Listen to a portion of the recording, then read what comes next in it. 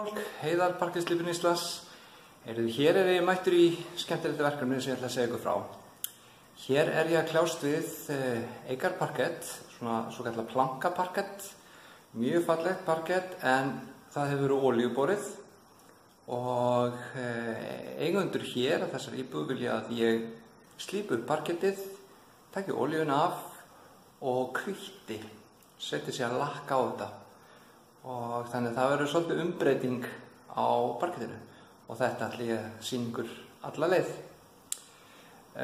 Það mjög algengt eins og ég hef sagt ykkur áður varðandi parkett sem eru olíuborin að þar þarf að viðhalda parkettinu og það getur oft reynst erfitt inn á heimili.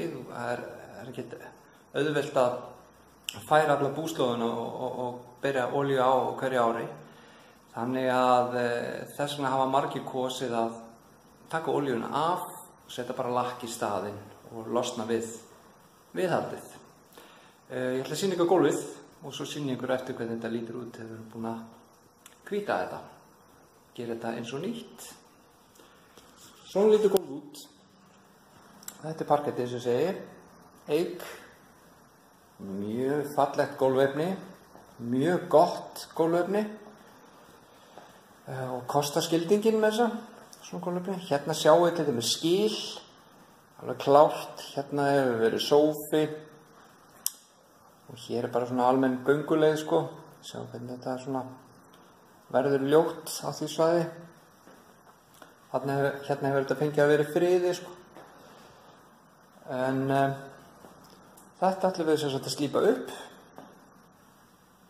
Þið sjáum hvernig þetta er hvað ég segja, skýjað eða mislitt. Og við ætlum að slípa þetta upp og hvíta þetta. Þannig ég ætla að sýna ykkur eftir hvernig gólfið verður hvítað.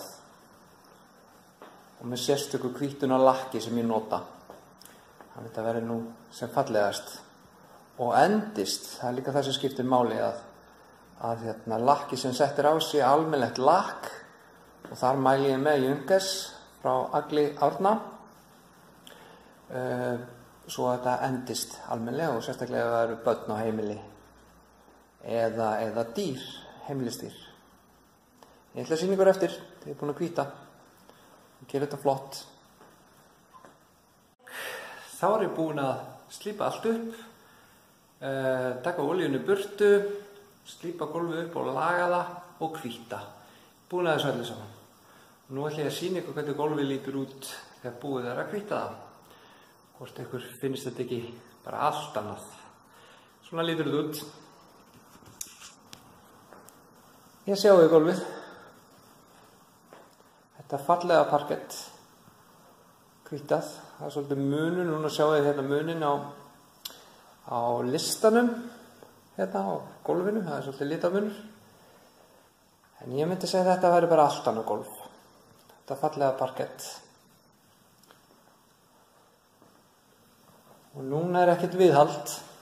Já, þannig að það er bara að halda þessu hreinu en það þarf ekkert að eiga við gólfið meira. Svona lítur þetta út, þetta blanka parkett hvítað. Og ég verð að segja það, þetta er allt annað gólf. Mun fallegra.